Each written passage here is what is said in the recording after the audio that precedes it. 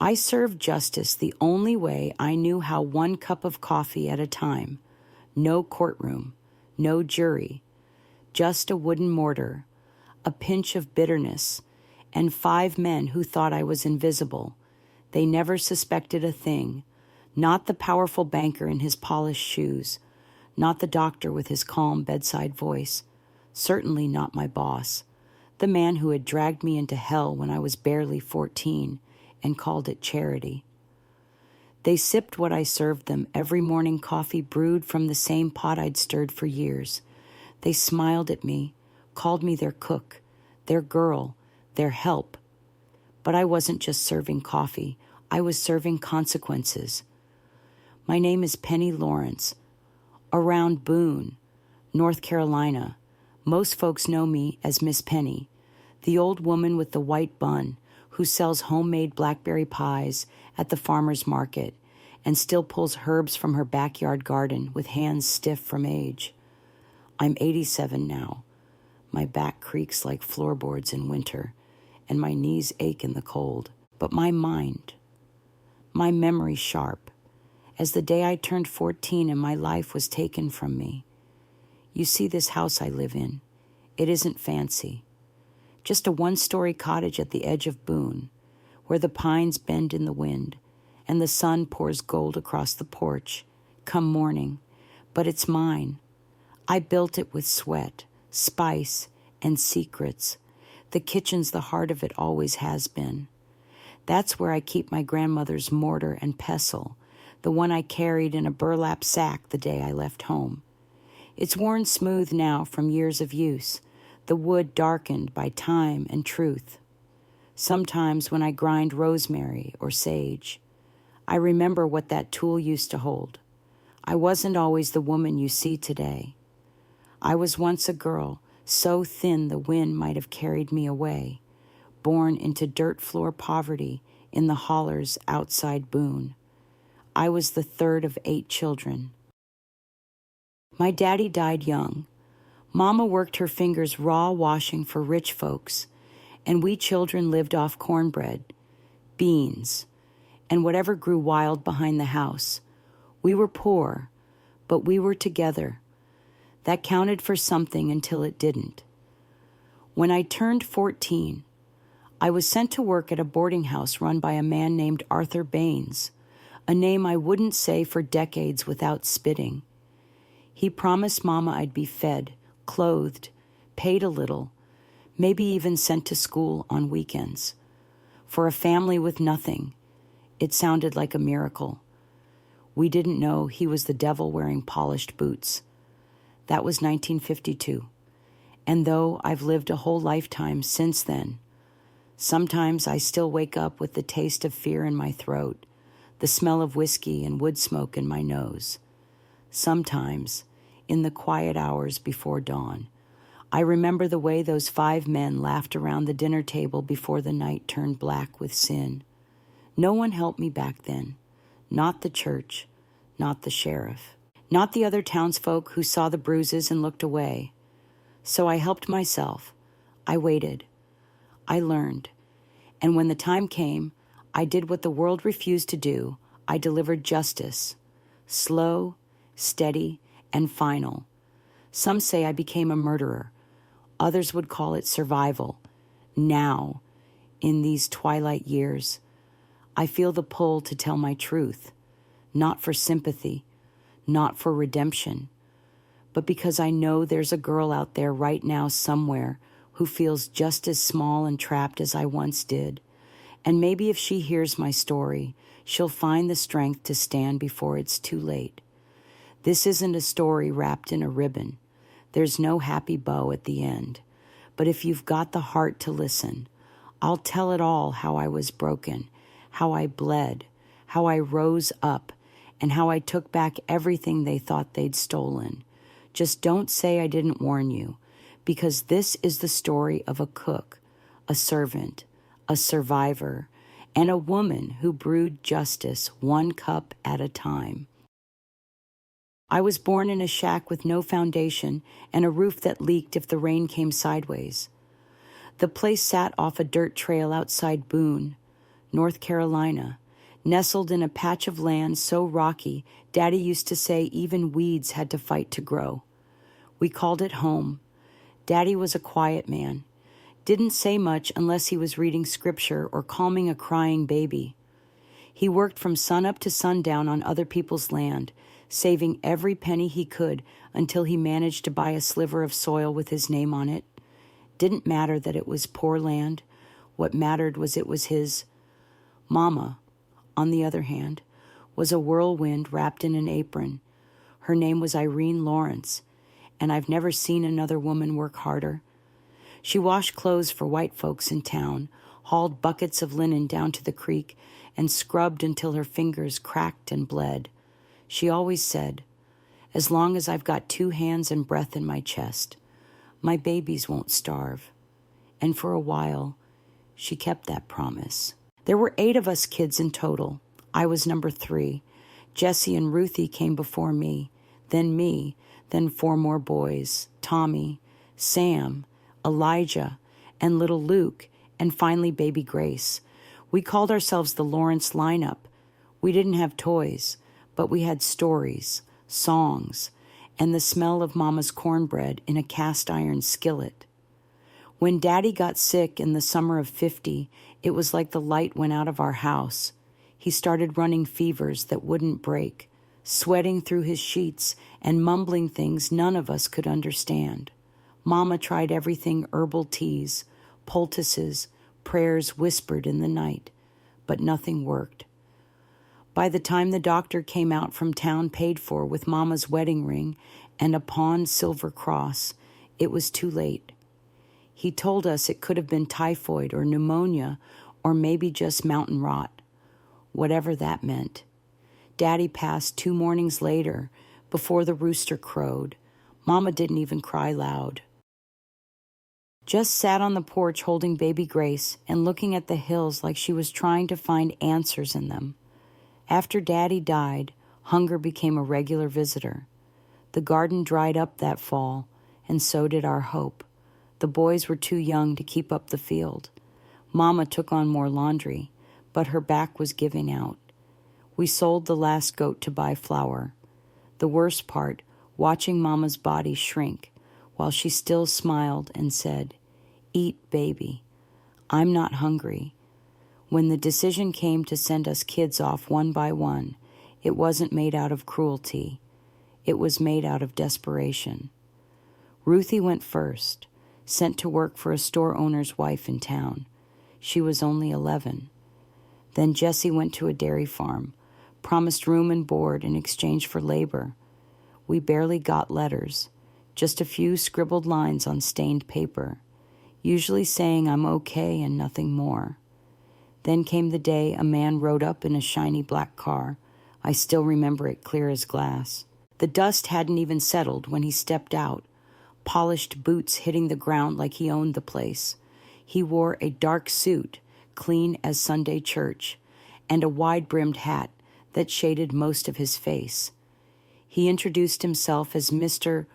Arthur Baines, said he owned a boarding house in Boone and needed a girl with good hands and a strong back to help in the kitchen. He looked right at me when he said it, then turned to Mama and smiled with teeth too white to trust. "I'll pay her monthly," he said. "She'll have food, clean clothes, and a chance to go to school on Sundays if she's able. You've got a fine daughter. Ma'am, let her come with me, and I'll make sure she's taken care of." Mama didn't answer right away. She looked at me, then at my siblings, then at our empty pantry and the growing line of bills on the table. Her hands trembled as she folded the dish rag over and over in her lap. That night, she didn't sleep. None of us did. I packed 2 dresses, a comb with missing teeth, and my grandmother's wooden mortar and pestle wrapped in cloth so it wouldn't break. "Always keep this," Mama whispered, tying a pouch of dirt from our homestead around my neck. "So you remember where you come from?" The next morning, Mama stood on the porch with the little ones wrapped around her legs. Jessie and Ruthie had written a goodbye note I couldn't bear to open. Baby Grace wouldn't stop crying. Mama hugged me so tight I thought I'd crack. Then whispered, "Be strong. Penny, don't let anyone steal your light." She watched as I climbed into the back of that man's truck, her hand raised in a slow, trembling wave. That was the last time I saw her. The road from home to Boone was rough, muddy tracks, creaking suspension, dust choking the lungs. I sat between sacks of rice and boxes of canned goods, hugging my little bundle like it held my whole soul. When the truck rounded the bend and Boone came into view, it looked nothing like the hills I'd known. Bigger, louder, colder, and standing at the edge of town, nestled beneath towering pines, was the place they called the Good Rest. But what awaited me inside those walls was anything but good. The Good Rest looked almost charming from a distance, a 2-story wooden house with a wraparound porch, faded blue paint, and lace curtains fluttering in the windows. It sat on a quiet street just outside the bustle of downtown Boone, surrounded by tall pine trees that kept the sun from ever fully touching the front steps. If I hadn't known better, I might have thought it was a place people came to heal. But up close, the rot was easy to see. The paint peeled in long strips. The porch sagged in spots, boards cracked and soft underfoot. The shutters clung with rusty hinges, one of them hanging loose like a broken wing.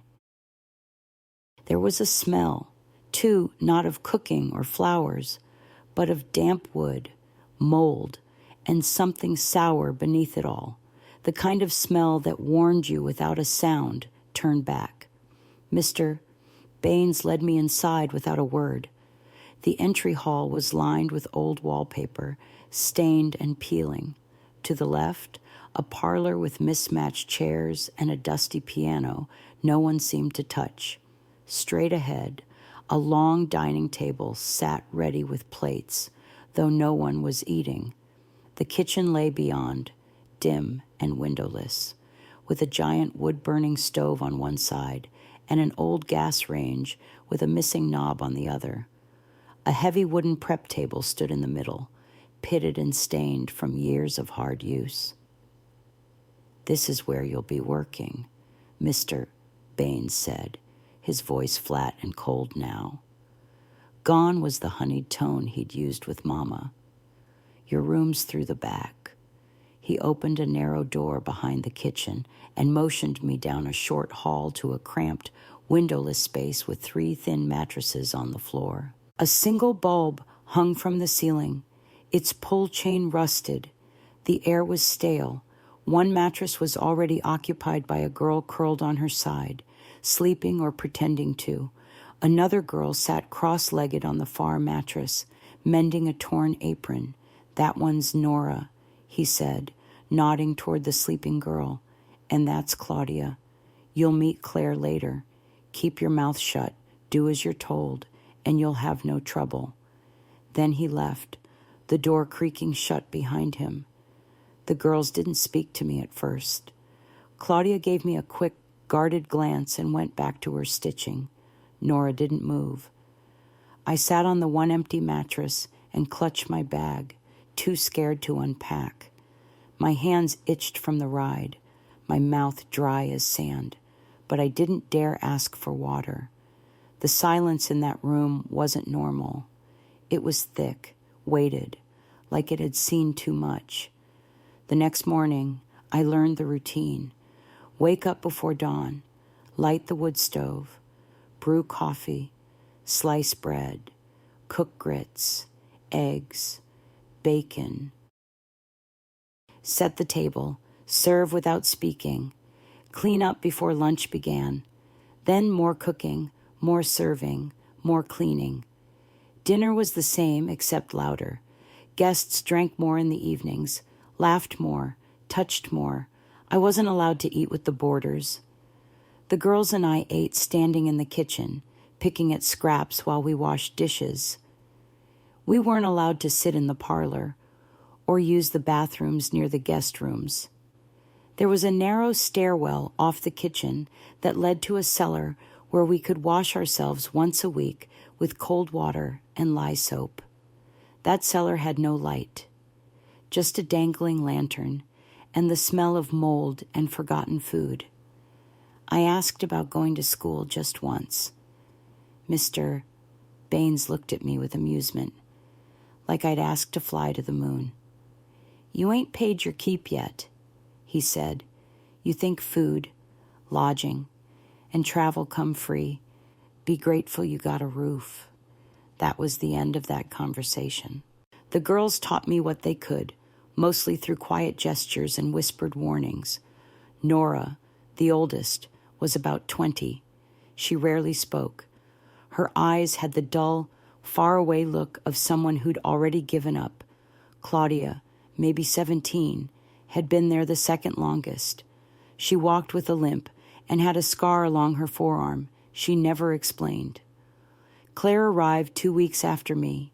She was my age, maybe a year older, with a spark that hadn't been crushed yet. Not completely. We slept in shifts, depending on who had to wake earliest. There were nights we didn't sleep at all nights. The house echoed with footsteps, laughter, and something else beneath it.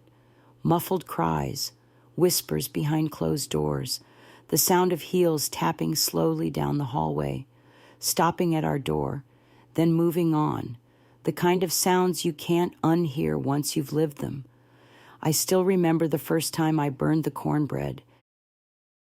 The stove was hotter than I was used to, and the pan got too close to the flame. The smell gave it away sharp, acrid. I pulled it out too late. The bottom blackened. I scraped it with a knife, hoping no one would notice. Mr. Baines noticed. He slammed the tray on the prep table and raised his hand before I could apologize. The slap came fast, across my cheek, so hard my ear rang for hours. The room spun, and I nearly dropped the cast iron pan. "That's money you just wasted," he hissed. "You think we can serve this to paying guests? You stupid little, I didn't hear the rest." I was already on the floor, holding my face, the taste of blood blooming on my tongue. No one helped me. Not Nora, not Claudia, not Claire. Not because they didn't want to, but because they'd learned it made things worse. By the end of that first month, I had bruises on both arms. My hands were blistered, and I hadn't received a penny in wages. When I asked about my pay, Mr. Baines just laughed. "Pay you still owe me for bringing you here. The truck, the meals, the bed. You'll work off your debt. Girl, that's how the world works." I didn't understand at the time that I was never meant to be paid, that this wasn't a job, it was a sentence. I was a servant without wages, a girl without freedom, a child owned by a man with a house full of rules and no heart behind them. That realization crept in slowly, like mold under floorboards. And once it took hold, I never looked at that house the same way again. It started on the third full moon after I arrived. By then, I'd memorized the house's routine, the squeak of the front door, the way floorboards groaned near the dining room, the tap-tap of heels on pine planks, even the click of Mr. Baines's gold ring against his coffee mug when he grew impatient. But that night, the house didn't move the same way. There was something darker in the air, the kind of quiet that warns you something's coming. Nora was pale when she came back from delivering whiskey to the dining room. She didn't speak. She never did much anyway. But that night her hands shook so badly, she spilled water trying to fill the wash basin. Claudia stared at her like she already knew. Claire just whispered, "It's tonight." "Isn't it?" I didn't know what it meant. I would soon. It started with laughter deep, male voices echoing down the hallway. Then came the clinking of glass, heavy footsteps, a piano chord played badly, I could smell the roast pork they were eating. I'd spent the afternoon rubbing it with spices, basting it in honey. I had taken pride in the work. Now the scent made me sick. Claudia turned to me, her voice low, almost maternal. When they call, keep your head down. Don't cry. Don't fight unless you want it worse. I stared at her. Call for what Nora answered without looking up. Dessert. Before I could ask anything more. Mr. Baines clapped his hands 3 times from the dining room.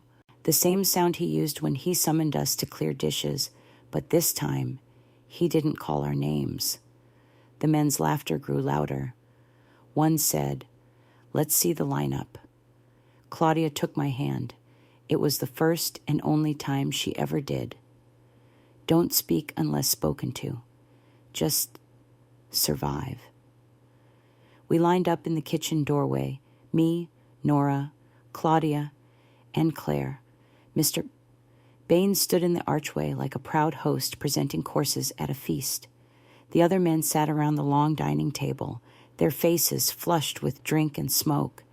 There were 5 of them, and even before I knew their names, I knew they were the kind of men no one said no to in Boone. The first was Colonel Judson Hale. He wasn't a real colonel, just a nickname folks gave him out of habit or fear. He was tall, rail-thin, with a long white mustache and eyes like marbles cold, glassy, empty. He wore a crisp suit even on summer nights and smelled of tobacco and saddle oil. Next to him sat Ambrose McKay, a cattleman built like an ox, with a red neck that always looked sunburnt and fists the size of hams. He never sat still, always shifting in his chair, cracking his knuckles, drinking like the whiskey was water. Across from them, reclined like a king, was Owen Whitmore, the town's bank manager, a polished man in a tailored vest, hair slicked back with pomade, his teeth perfect, his smile colder than snowmelt. He sipped from a crystal glass like he was at a country club, not a boarding house in the hills. Then there was Dr. Isaac Forrest, Boone's only practicing physician. He looked the least dangerous, soft-spoken, balding, with wire-rimmed glasses and a voice that never rose above a whisper, but his silence held something even more chilling. And finally, of course, was Arthur Baines, our boss, the center of the rot. "That one's new," Colonel Hale said, pointing at me. "What's your name?" "Girl," I tried to speak, but my mouth went dry. Mr. Baines answered for me. "This is Penny. She's fresh from the mountains, still got the smell of honeysuckle on her skin." "She ready?" Ambrose growled. "She will be," Baines said, his lips curling. "Tonight's her turn." I took a step back. Claire moved to shield me, but Mr. Baines grabbed my arm. "You'll make me look bad if you don't behave," he hissed. "Now be a good girl." I twisted from his grip. That was my first mistake.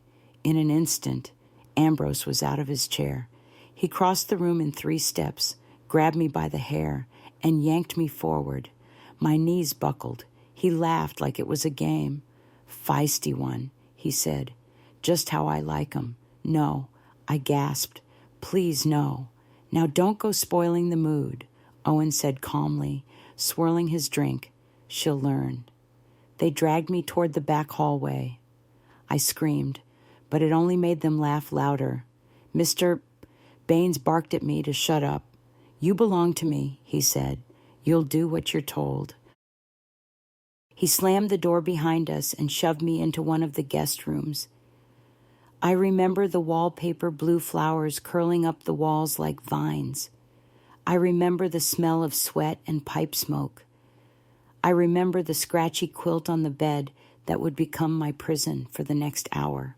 What happened in that room? I'll carry for the rest of my life. They didn't just touch. They didn't just violate. They watched. All 5 of them stood there drinking, laughing, suggesting what should happen next. Mr. Baines went first. He said he had the right, since he brought me down the mountain.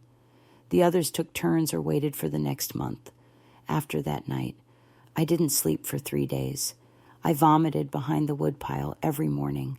My body hurt in ways I couldn't explain, and when I saw my reflection in the pot lid, I didn't recognize the girl staring back.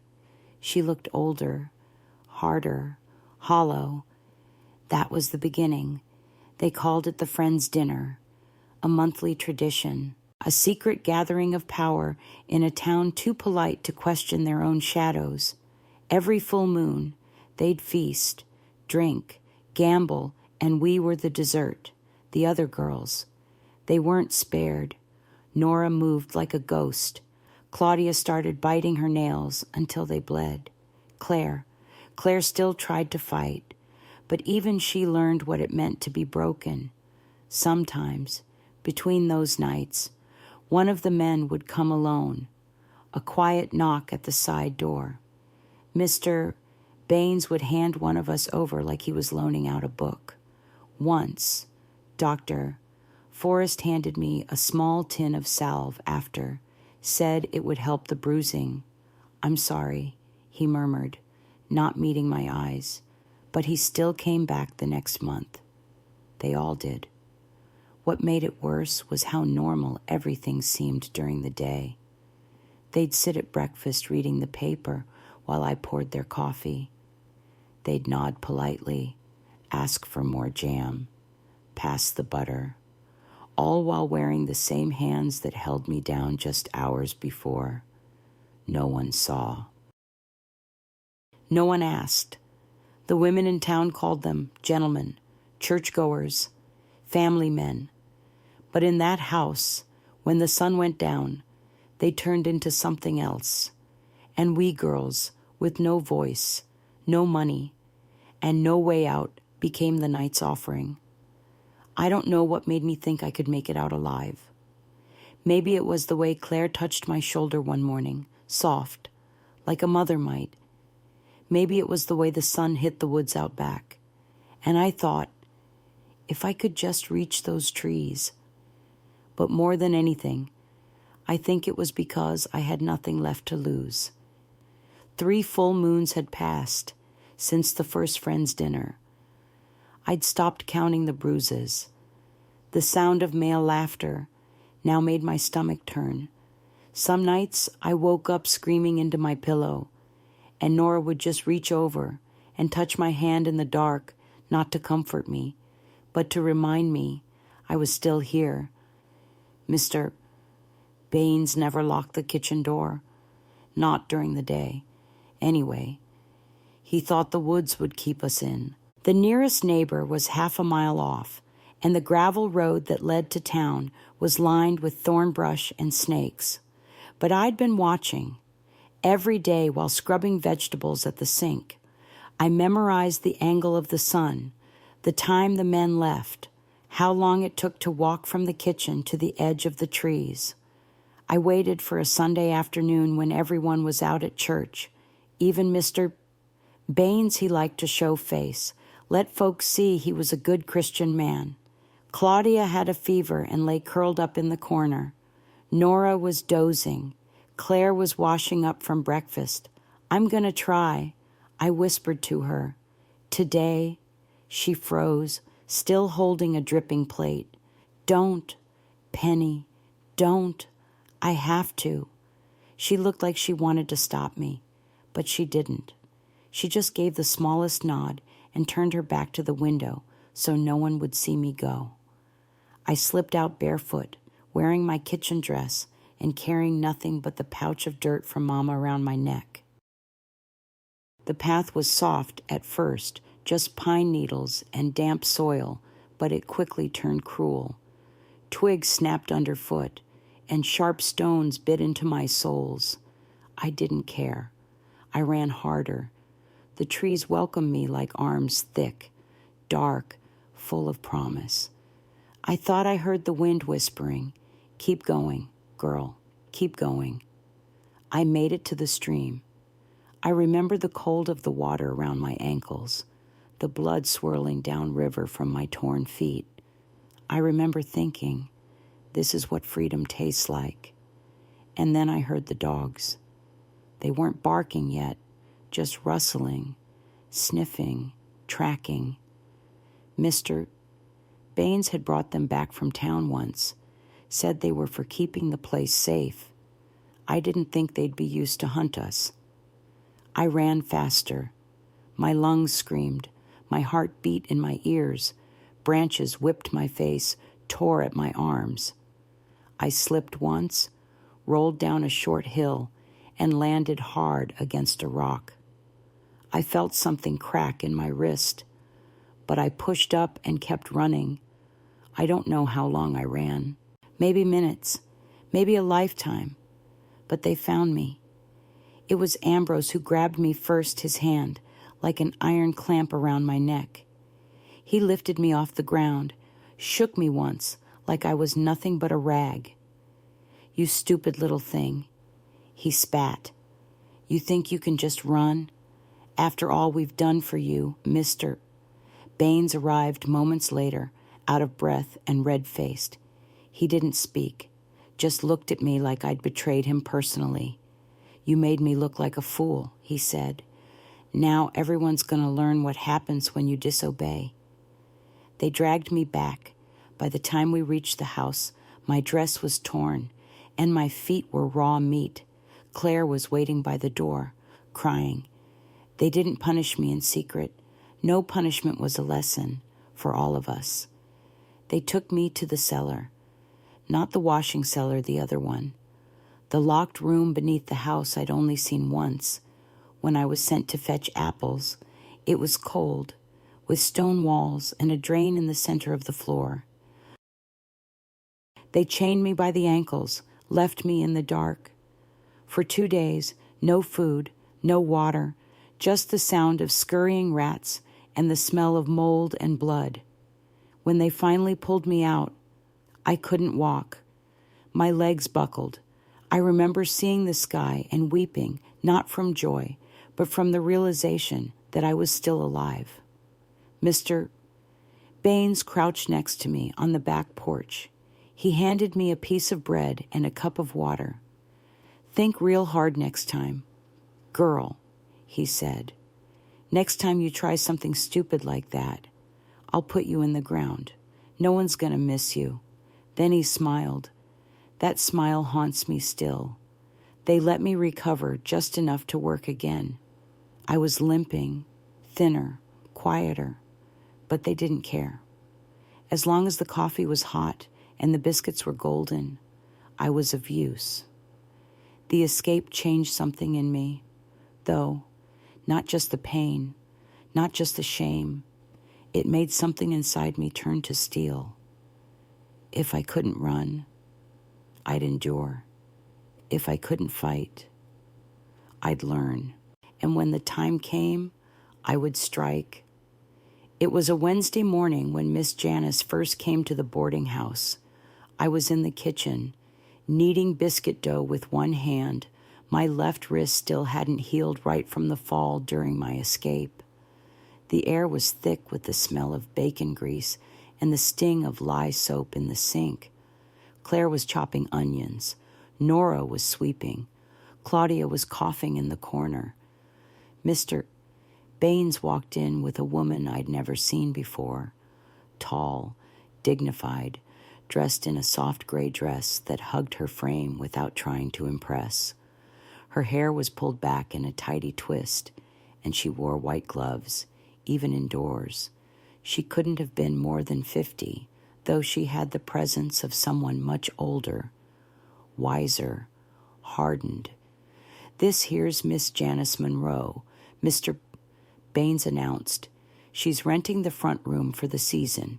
Show her proper respect. She nodded at him with a smile that didn't quite reach her eyes. Then she looked at me. Not through me. At me. Her gaze was steady, thoughtful. It made me nervous. I kept my head down, hands in the dough. waiting for her to move along like all the others. But she lingered. "I'd like a pot of coffee brought up in an hour," she said, her voice soft but firm, black and hot, "and perhaps some of that peach jam I saw in the pantry." Mr. Baines nodded and ushered her toward the stairs, but she paused again. "May I ask this girl's name?" He stiffened, clearly displeased. "She answers to Penny." Miss Janice smiled again. "Well then, thank you, Penny." No one had said my name kindly in over a year. That afternoon, I brought her the tray coffee, jam, warm biscuits. I knocked softly. "Come in," she said. Her room smelled like lavender and fresh linen. A traveling case sat open on the bed, books stacked neatly beside it. On the desk, a typewriter and a worn leather-bound notebook. She was seated by the window, reading. "Thank you, dear," she said as I set the tray down. "Leave it right there." I turned to leave, but her voice stopped me. "Penny, would you sit with me a moment?" I froze. I'm not allowed," I whispered. "You are, while I'm the one asking." I hesitated, then perched on the edge of the chair across from her. My heart pounded in my ears. She studied me not cruelly, not curiously, gently, like someone trying to piece together a story written in bruises. "How old are you?" "Penny 15. Her lips pressed into a line. She looked down at her notebook. "I write," she said, "for a small paper out of Asheville. Stories about places people forget. Towns like Boone, people like you." I stiffened. "There's nothing to write. I think there is." I didn't speak. She didn't push.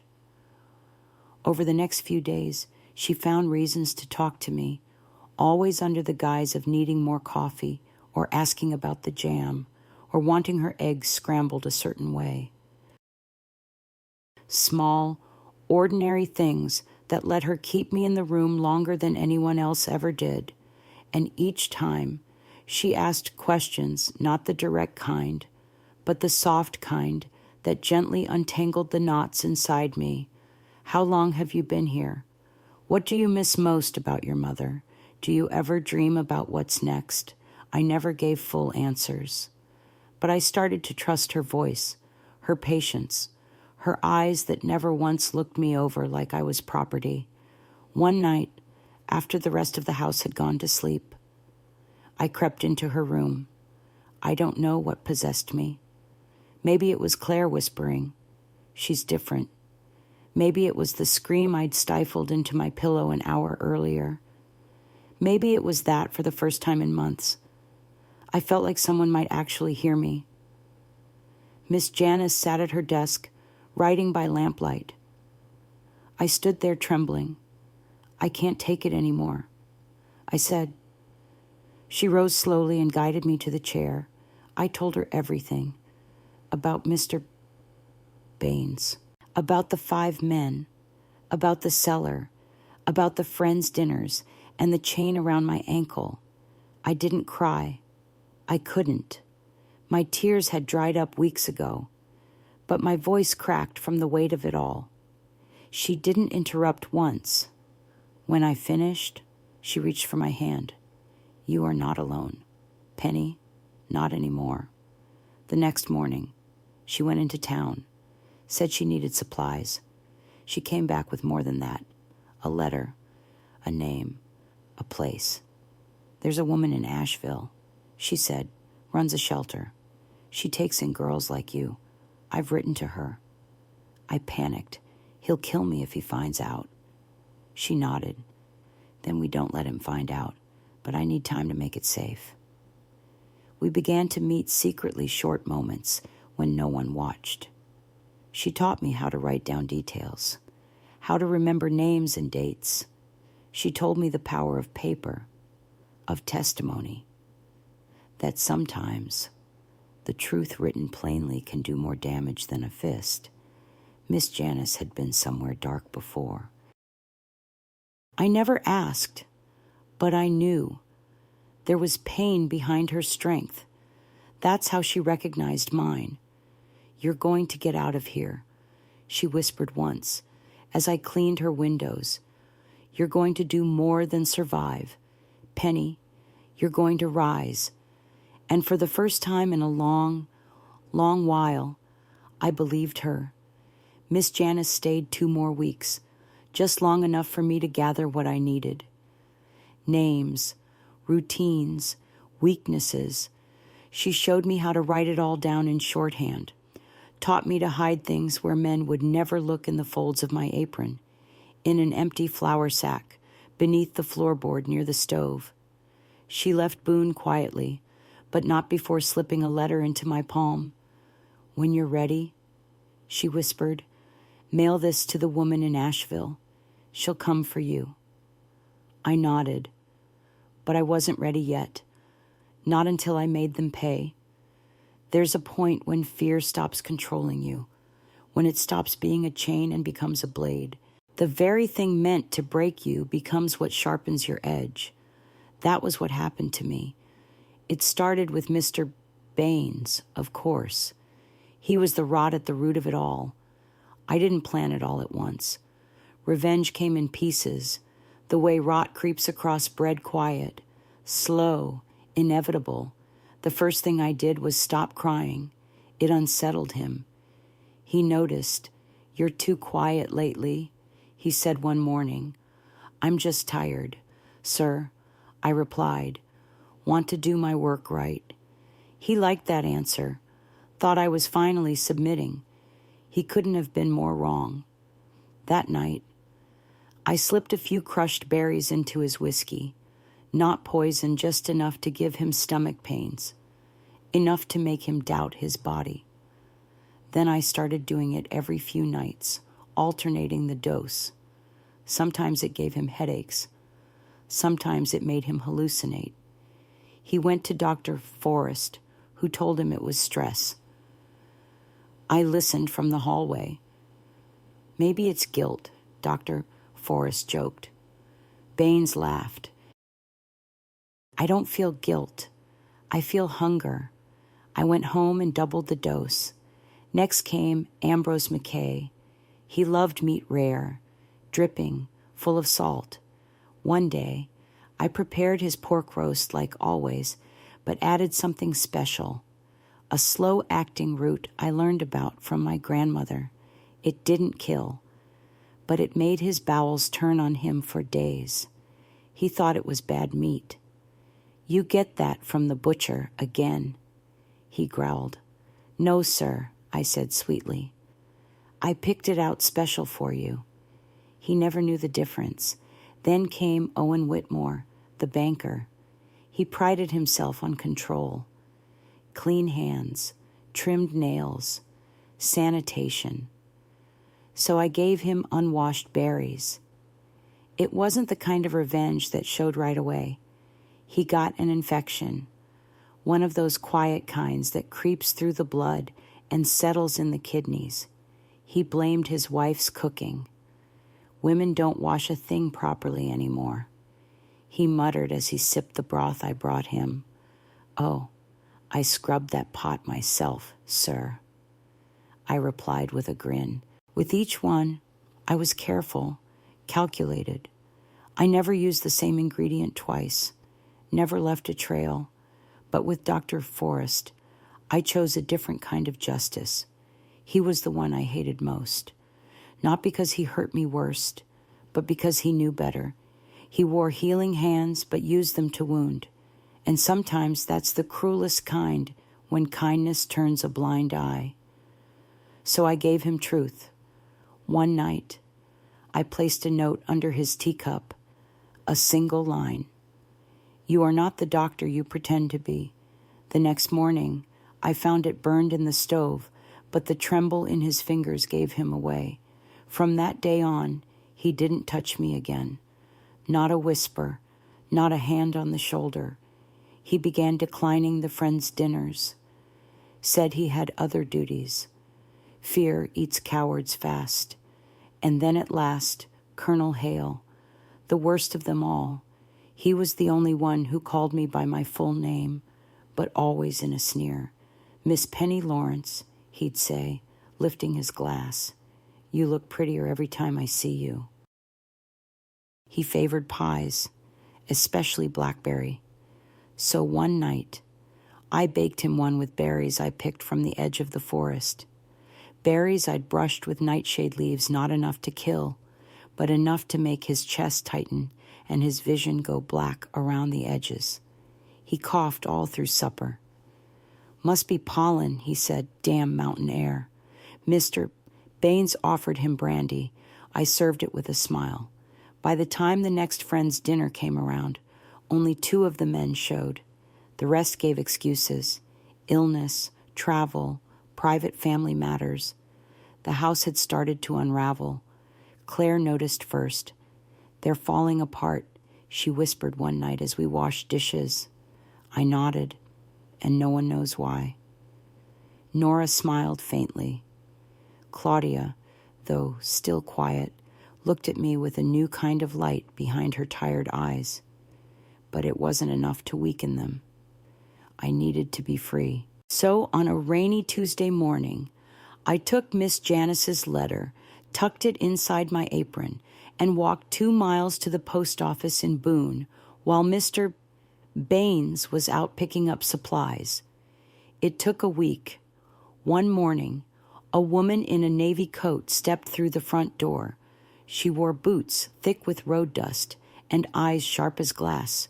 She asked to see Mr. Baines. When he came down, she said, "Your name's been reported to the Asheville Women's League. There are questions about your employment practices." His face drained of color. The woman handed him a folded letter. "You'll be hearing from our lawyers." And then she looked at me. "We'll come back for you." It wasn't a rescue, not yet, but it was the first real strike, the first sign he was no longer untouchable. That night, I stirred coffee slower. I watched Mr. Baines twitch. I watched Colonel Hale press a hand to his chest. I watched Ambrose push his plate away, and I smiled. They still didn't know it was me. They thought it was age, or fate, or punishment from above. But it was justice, hand-ground, home-brewed, measured and served by the girl they thought would never fight back. And I was just getting started. I didn't know it would be my last morning at the boarding house. The sun had barely broken through the mist outside the kitchen window. I was slicing apples for a pie when Claire walked in, pale as milk. "They're here," she whispered. "A car's pulling up, black. Out-of-town plates." I wiped my hands on my apron and stepped onto the back porch. A tall man in a brown suit stepped out of the car first. His shoes crunched against the gravel like thunder in my chest. Then came the woman from Asheville, the one who had warned Mr. Baines. She was holding a clipboard and flanked by 2 other women. Mr. Baines met them at the door, his usual swagger replaced by something tighter, stiffer. "This is my private property," he barked. The tall man raised his voice calmly. "We have legal authority to investigate labor conditions on the premises. There have been allegations of abuse." Behind him, the woman caught my eye. She gave the slightest nod. I didn't speak. I didn't have to. The house betrayed him for me. The girls had all kept tiny pieces of evidence, just as Miss Janice taught me. Nora had a strip of cloth with blood on it, hidden behind a loose brick. Claire had a torn page from one of the guest logs with disturbing notes written in the margin. I had my diary tucked into the bottom of the flower bin where I'd recorded everything: names, times, things they said when they thought we were deaf and dumb. When they searched the cellar, I thought I'd be sick. The chains were still there, the stains, the nail marks in the wood.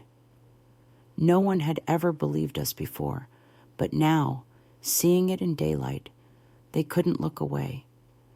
Mr. Baines shouted something about slander, about lies, He even tried to pin the whole thing on disobedient girls with wild imaginations, but the man in the brown suit read out a list of charges, and the cuffs clicked shut before the sun hit the porch swing.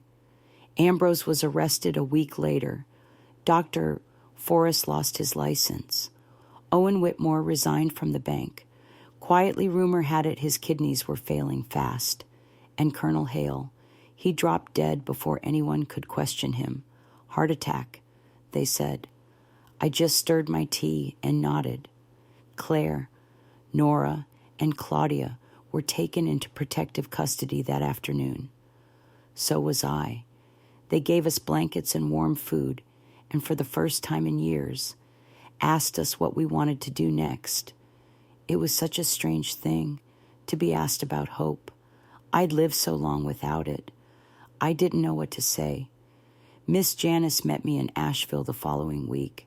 She ran toward me as I stepped off the bus, arms wide, tears in her eyes. You did it, she whispered. No, I said. We did. She took me in, gave me a room in her cottage up in the Blue Ridge foothills. There was a real bed, soft sheets, a window that opened toward the sky.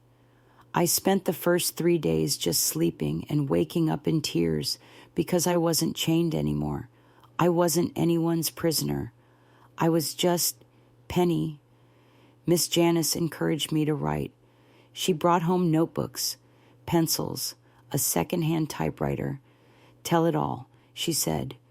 You owe no one your silence. So I wrote. I wrote about the apple pies and the coffee, the screams in the cellar, the wildflowers outside the fence I once thought I'd never reach. I wrote about the justice I served, slowly and silently, in the only way I knew how. She read every word, eyes wet but steady. Penny, she said one evening, this isn't just survival. This is testimony. This is power. Her belief in me changed everything. Within months, I was helping other girls once who had run from similar houses, similar men. We met in small circles, like church but without the shame.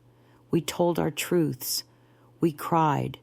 We made jam and built new dreams. I never expected to feel joy again. But one spring morning, standing barefoot in the grass behind Miss Janice's cottage, watching the sun pour gold onto the earth, I realized I was free, really free. The chains were gone. The fear was quiet. The ghosts hadn't left, but they no longer ruled my every breath. I was more than what they'd done to me. I was more than what I'd done to them. I was Penny Lawrence, and my story wasn't over yet. It began with a pie.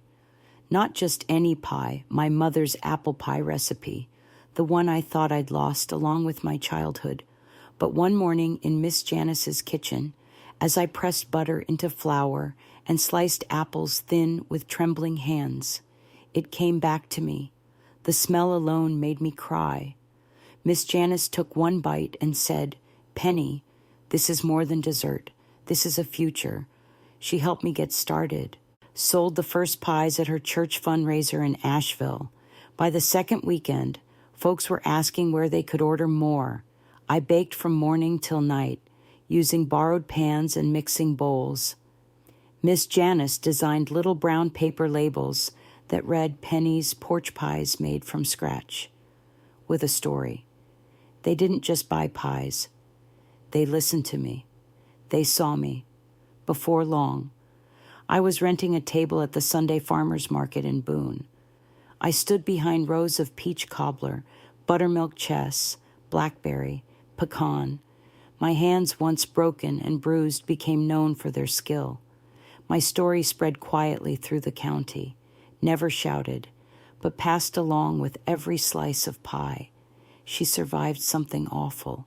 People whispered, and look at her now. One day, a teenage girl lingered near my table.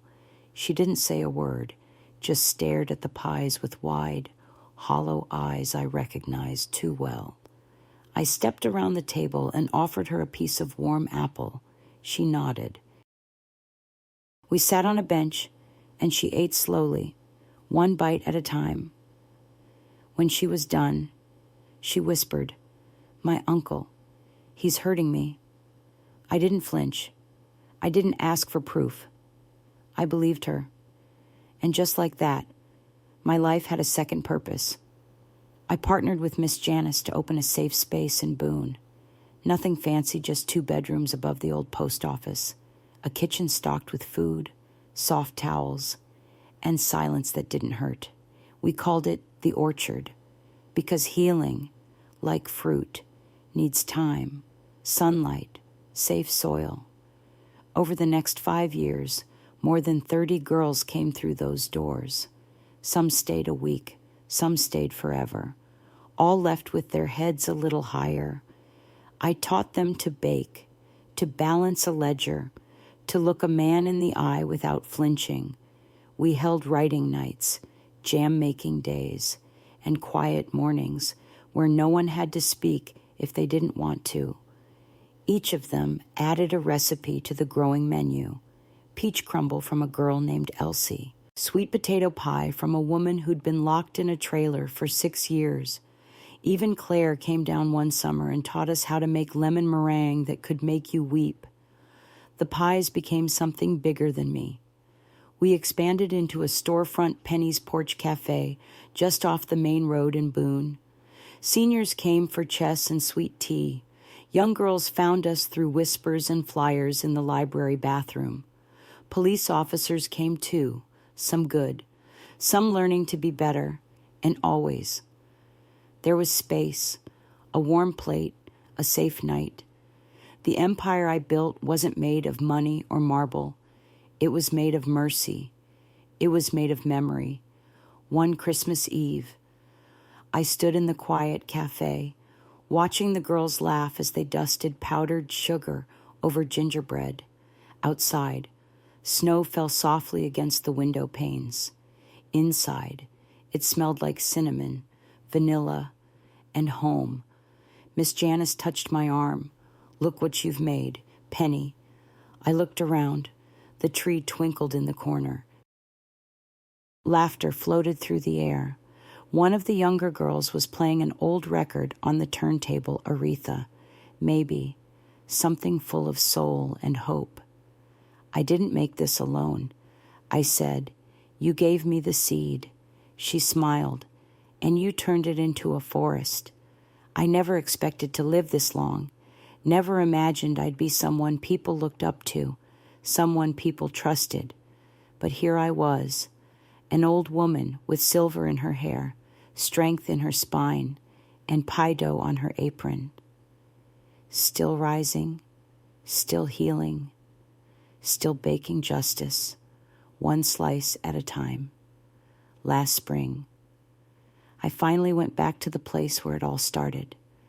The old boarding house still stood on the edge of Boone, hidden behind a thicket of wild dogwoods in memory. Its paint had peeled, the porch sagged, and the roof bore the bruises of time. No one had lived there in years. No one dared.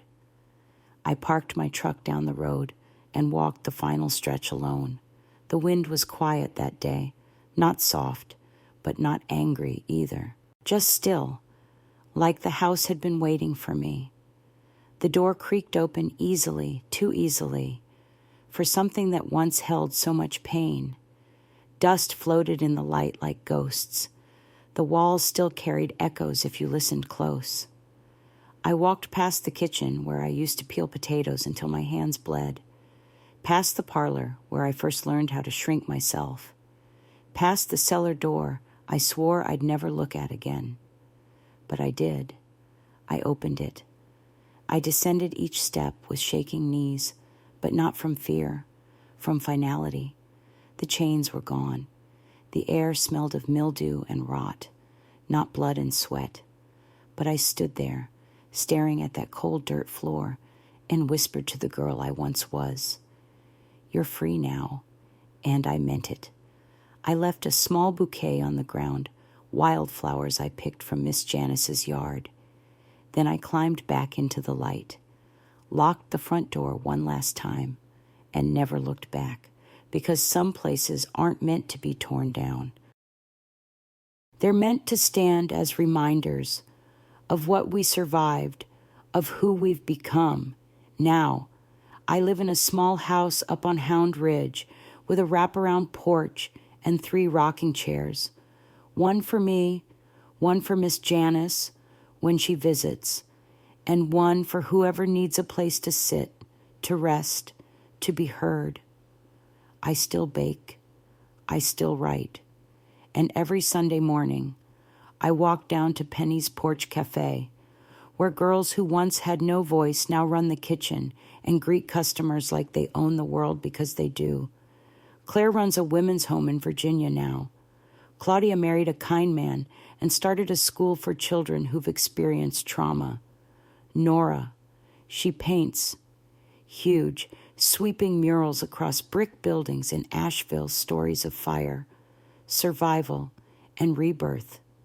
And me, I'm just an old woman with strong hands, a strong heart, and a story no one can take from me again. If you've ever felt invisible, if you've ever been told your pain was too small or your story too shameful to be spoken aloud, let me tell you something I learned the hard way.